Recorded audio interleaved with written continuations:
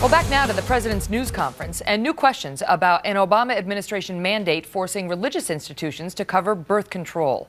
Sandra Fluke gained national attention when she appeared in front of Congress and complained about female students at Georgetown Law School, a Catholic school, having to cover the cost of contraception themselves out of pocket.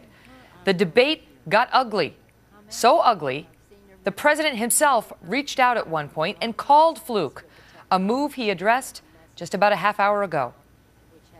And I wanted Sandra to know that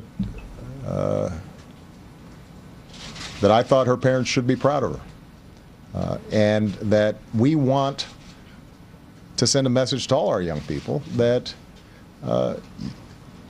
being part of a democracy involves argument and disagreements and debate, and we want you to be engaged.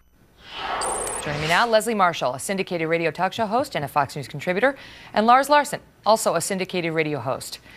So there is, in the fog that's followed since the whole ugliness around Sandra Fluke's testimony, we may have lost the debate over what she was testifying to in the first place.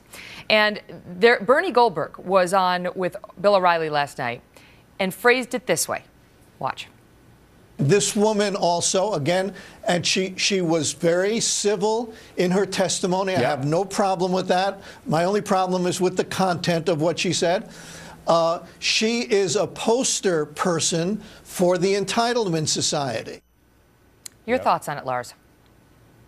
Absolutely. The president's right that Ms. Fluke should be engaged, but she feels entitled. And think about this. As a person who's going to one of the most expensive law schools in America on scholarship, she then turns around and says, and you should pay for my birth control too. She then told Congress that it's going to be $3,000 over the 3 years of her law school, and yet right down the street from her, the Target store in Washington, D.C. sells birth control pills at $9 a month, which works out to about $300. She feels that she's entitled to have her fellow citizens, fellow Americans, through their taxes or through their insurance premiums, pay for her birth control. Most of us do not want that kind of entitlement, and in fact, we think it's damaging to the country to have that sense of entitlement that everything should be provided for you. Housing, education, health care, food, water, birth control pills, contraceptives. I mean, that's ridiculous, Megyn. Leslie, I'll tell you why this jumped out at me, and we were the first show to bring her testimony to national attention, and why it jumped out at me. I also went to law school and practiced law for 9 years. I didn't go to Georgetown Law School, which is a top 14 school. I went to Albany Law School.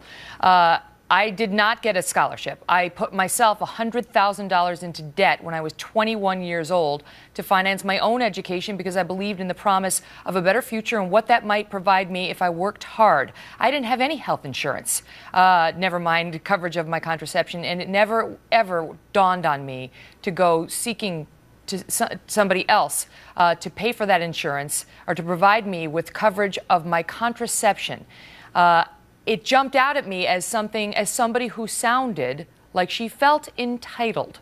Do you have any sort of reaction like that when you watch her? Well, Megyn, I was in the same boat as you. Not law school or Albany, but definitely had a lot of student loans, et cetera.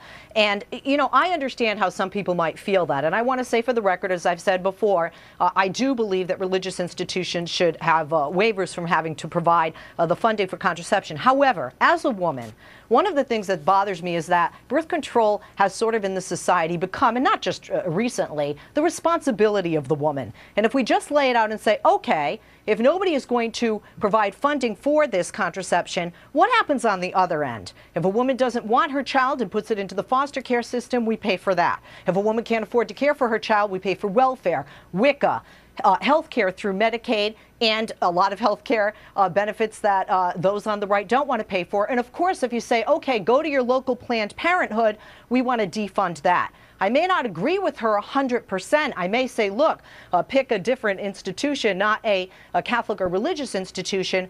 But I understand why she's asking what she's asking, because I don't think birth control is just about the pill. I don't think birth control is just the responsibility of women. And quite frankly, if we paid for condoms, we could reduce not only pregnancy, but sexually transmitted diseases. diseases such as HIV, the virus that causes AIDS and can kill. Lars, Sandra Fluke talks about the birth control coverage as though there is no option if you don't get coverage from Georgetown University. That, paying for it out of pocket is just prohibitively expensive.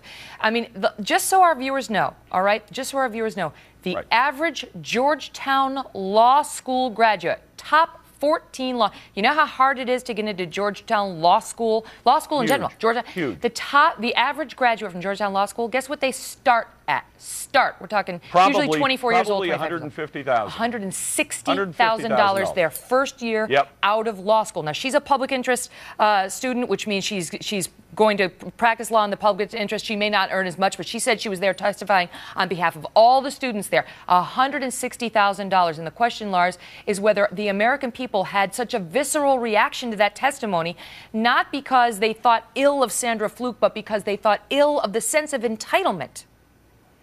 I think that's exactly the reason, and frankly, that's where they start. What does the average Georgetown law graduate, if they choose, make if they're 20 years into their career, or 15 in? I'll bet they're making $500,000 a year. They are the 1% that the 99% have been griping about. So here's a woman who's hugely entitled by living in America to begin with. That makes you lucky to begin with. Then going to one of the top law schools with the ability, even if she chooses not to exercise it, to make more money than most people will make she'll make more in 1 year than many people make in a lifetime of work. And then she says, and you should pay for my pills too. And as I said, it's simply false to say that it's $3,000 for 3 years. $80 a month? No, more like $9. So I think the testimony was disingenuous at best, false to Congress at worst, and I think she should be taken to task for that. And then, as you said, the idea that we should all pay for it through either insurance premiums or our taxes. Leslie, you said it's a woman's responsibility. So if it's a woman's responsibility, why isn't that woman choosing to buy her own birth control or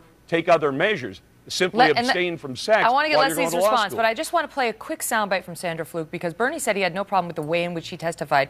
I suggest to you that the way in which she testified was, in fact, a problem for some. Listen here. Without insurance coverage, contraception, as you know, can cost a woman over $3,000 during law school. For a lot of students who, like me, are on public interest scholarships, that's practically an entire summer's salary.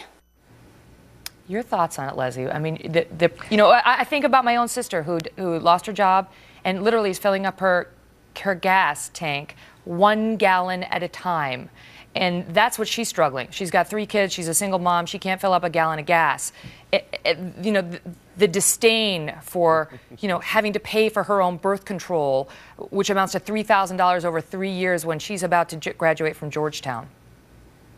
Well, there's not just, Megyn, as you know, that statistics show not just racial, but impoverished disparity when it comes to out-of-wedlock pregnancies or births. And that keeps women stuck in poverty. I don't want us to become, as many people feel that we are becoming, a country of have and have-nots when it comes to birth control. And Lars, I'm not saying birth control is a woman's responsibility. I think society has done that, and I think that's wrong. And when you talk about Sandra, myself, anyone, and when you talk about us being, quote, entitled in America, no, I think we're privileged. And one of the privileges we have as an American is to stand before our government and to say what we believe and to make our demands and our requests known, even if it's not the most popular. This is her mountain she wants to die on, and I respect her as an American for doing that.